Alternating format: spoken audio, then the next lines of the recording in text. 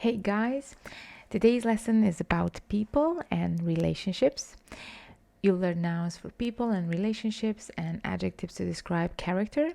The skill we'll focus today is listening, so you'll learn to recognize adjectives from their endings and work out the meaning of words from listening context.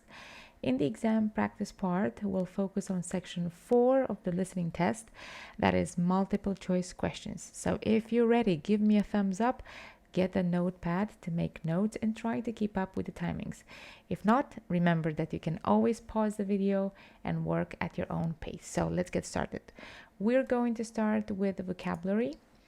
We've got client, clients.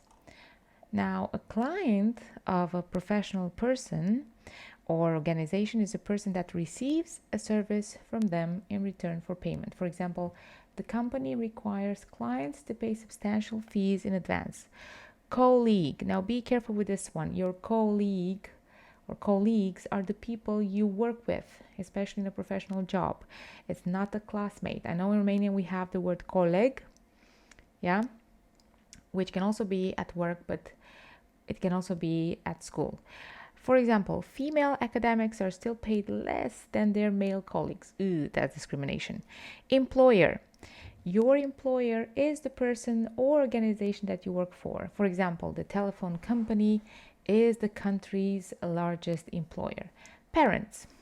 Your mom and dad. Yeah? Children need their parents, obviously. Sibling or siblings. Your siblings are your brothers and sisters. It's a formal noun.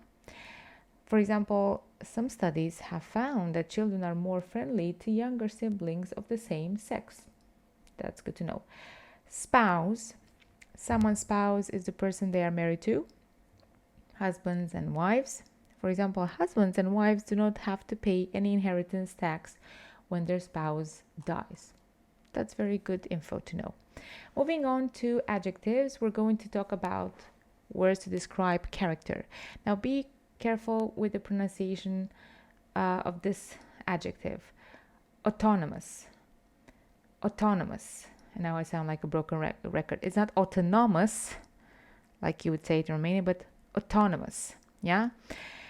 An autonomous person makes their own decisions rather than being influenced by someone else. For example, they proudly declared themselves part of a new autonomous province. That's nice. Consistent. Someone who is consistent always behaves in the same way, has the same attitudes towards people or things, or achieves the same level of success in something. For example, a consistent character with a major thematic function. Next one is conventional. Someone who is conventional has behavior and opinions that are ordinary and normal. For example, a respectable married woman with conventional opinions. Cooperative, you can have it with hyphen or cooperative in one word. If you say that someone is cooperative, you mean that they do what you ask them without complaining or argument. For example, the president said the visit would develop friendly and cooperative relations between the two countries. Well, I do hope that's Ukraine and Russia. Moving on, we've got efficient. Efficient. If something or someone is efficient, they are able to do tasks successfully without wasting time or energy. That would be the perfect employee. With today's more efficient contraception, women can plan their families and careers. Woohoo! Moving on, flexible. Something or someone that is flexible is able to change easily and adapt to different conditions and circumstances. For example, we encourage flexible working. Okay, when you're flexing, basically. No, not, I was joking. The next one, be careful with the next one's pronunciation. Idealistic comes from idea. Idealistic. If you describe someone as idealistic, you mean that they have ideals and base their behaviors on their ideals, even if this may be impractical. For example, idealistic young people died for the cause. That's sad.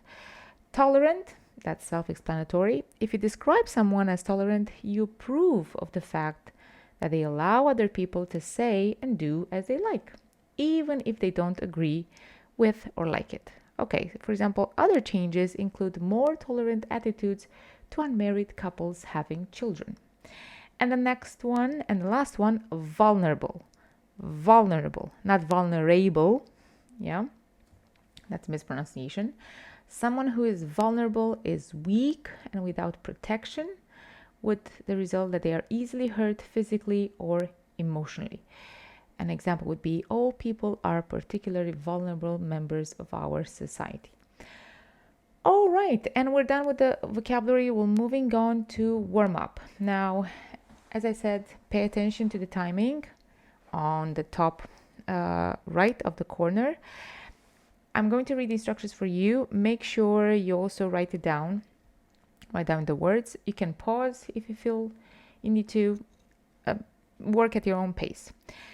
For example, look at these words. Which words do you associate with family relationships and which with professional relationships? Here it goes.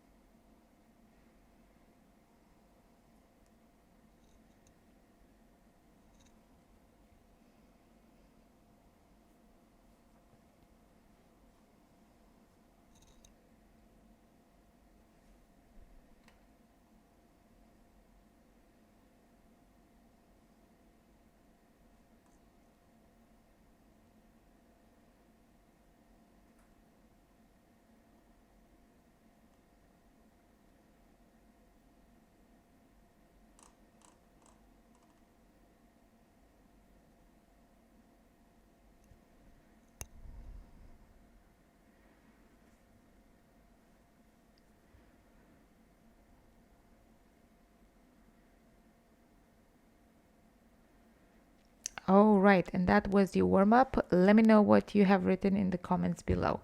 Moving on to the first activity, we've got a listening activity. You're going to listen to 3 speakers talking about people who have been important to them. You have to indicate the person each speaker describes by writing a word from warm-up in each space. This is why I told you initially to write it down. You're going to listen once only because this is what's going to happen in IELTS. So make sure you pay attention, okay, and you write the people, yeah, in the space provided. So it's going to be once only. Here it goes. Speaker 1. I've learned a lot from so many people, but I suppose the person that stands out is my colleague Lynn. When I started working at the firm, my employer didn't give me a lot of formal training, so I had to learn on the job. I was given the desk next to Lynn, and she explained everything to me. She was incredibly efficient. She knew the job so well, and she made it look so easy. Speaker 2. The person I admire the most is probably my boss. She really knows what she wants to achieve with the organisation, but at the same time she is so flexible and open to new ideas. She really takes an interest not only in her clients, but also in her employees. She really listens to what they have to say. Speaker 3. I suppose the relationship I've found most difficult, but ultimately most rewarding, has been my relationship with my younger brother. He's different from me in almost every way you can imagine. I'm the kind of person who likes to get things done, but he is a real dreamer, so idealistic. It used to drive me crazy, but over the years, I've come to really admire him for following his dreams. All right, I do hope you've got all the information we need. We move on to the next activity. Again, you're going to do some listening. This time you have 6 questions, so to say. You're going to listen to an extract from a lecture about only children. And notice the expression the speaker uses to indicate she is defining the key expression 1 to 6. Yeah, only children, it means that there's only one child. The child doesn't have any siblings. And I would like you to have a look at these expressions. And before we start the activity, I would like to give you an exam tip. In part 4 of the IELTS listening exam, you have to listen to a talk on a topic of general academic interest, and it can be quite lengthy. And you don't have to know all the vocabulary. However, if you hear a word you don't know, you should be careful and you should be listening for expressions like, for example, another word, that is, by this I mean, or that is to say. Yeah, so the text that follows these expressions helps you understand the word. For example, employers value conscientious workers, that is, workers who complete tasks with care. Okay, so you're going to listen once only. Make sure you fill in the gaps. Here it goes.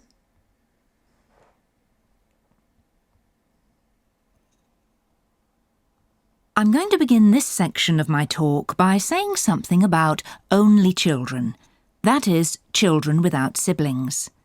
Historically, only children were relatively uncommon.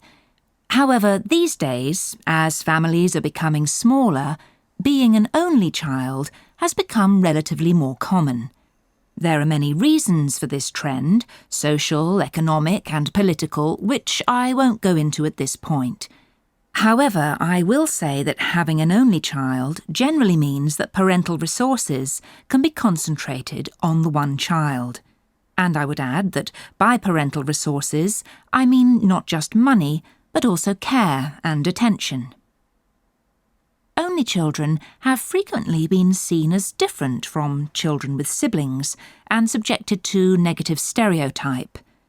They are often considered to be less tolerant of others, i.e., less able to accept differences, to allow those with different points of view to say and do as they like. Not surprisingly, they are sometimes said to be less cooperative than other children. In other words, less able to work effectively with others. On the other hand, only children are often highly regarded for their autonomy, that is to say, their ability to make their own decisions without being unduly influenced by others. In short, the picture that's emerging is of children who are rather unconventional, that is, not quite normal in social terms. I think it's important to say here that many of these views have been challenged. In fact, more recent research has found that only children are in fact very similar to children with siblings. Okay, that was just an extract. As I told you in the very last part of the listening test, the recording can go to up to 6 minutes, so it can be quite lengthy and you need to practice this. Okay, we're going to the very last activity before our exam practice. I'm going to begin this, which is also a listening part. You're going to listen to the extract again. So it's going to be a second listening, so it's not going to be totally new. This time, you have to complete the definitions the speaker gives for words 1 to 6 in the previous activity. And you have to write only one word in each space. I would like you to have a look on the questions. I'll give you around 20 seconds, and then you listen the extract again.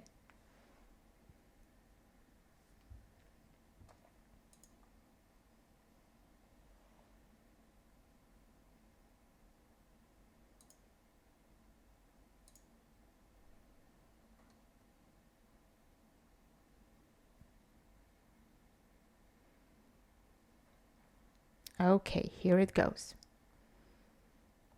I'm going to begin this section of my talk by saying something about only children, that is, children without siblings. Historically, only children were relatively uncommon. However, these days, as families are becoming smaller, being an only child has become relatively more common. There are many reasons for this trend, social, economic and political, which I won't go into at this point. However, I will say that having an only child generally means that parental resources can be concentrated on the one child. And I would add that by parental resources, I mean not just money, but also care and attention. Only children have frequently been seen as different from children with siblings and subjected to negative stereotype. They are often considered to be less tolerant of others, i.e., less able to accept differences, to allow those with different points of view to say and do as they like. Not surprisingly, they are sometimes said to be less cooperative than other children.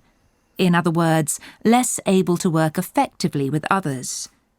On the other hand, only children are often highly regarded for their autonomy, that is to say, their ability to make their own decisions without being unduly influenced by others. In short, the picture that's emerging is of children who are rather unconventional, that is, not quite normal in social terms. I think it's important to say here that many of these views have been challenged. In fact, more recent research has found that only children are in fact very similar to children with siblings. Okay, that's it. I do hope you have managed to write the correct answers, one word. And we're moving on to the very last part of our lesson today, which is exam practice. You've got 5 questions with 3 alternatives. You're going to listen to a lecture extract about birth order and personality. And you have to answer questions 1 to 5 by obviously choosing the correct letter A, B, or C. Now, of course, you're going to listen everything twice. Only one answer is correct. Now, before you actually listen, I would like you to listen for key adjectives and clues in the context for what they mean. All right, I'm going to give you another 20 seconds for you to quickly scan the questions and look for keywords, and we're going to start.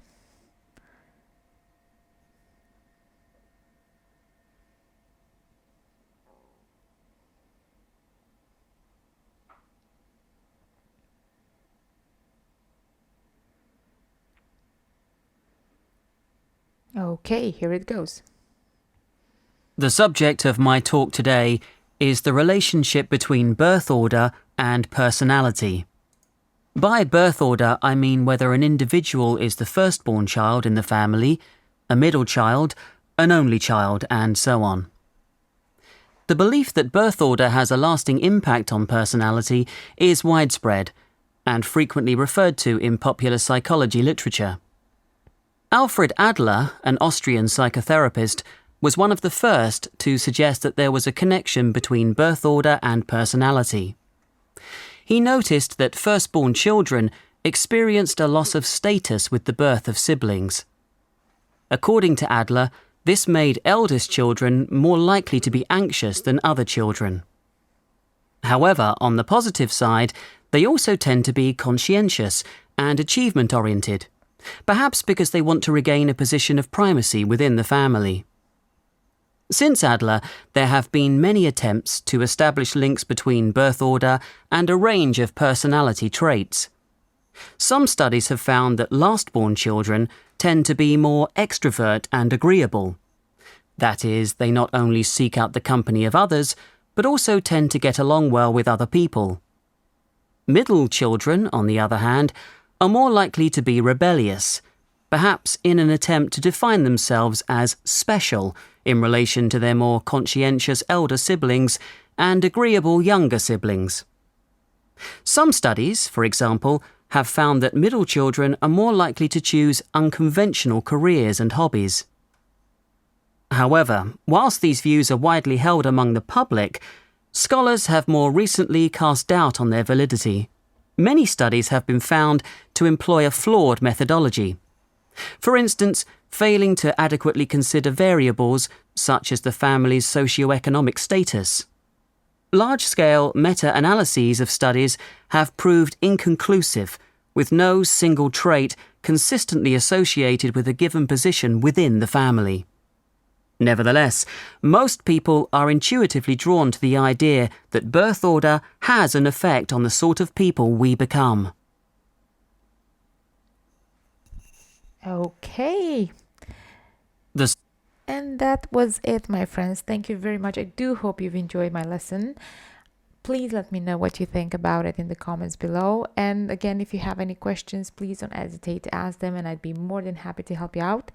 If you like my lesson, don't forget to give me a thumbs up, share it with your friends, and subscribe to my channel. Don't forget to turn the notifications on so you don't miss any lesson. Until next time, keep practicing. Bye!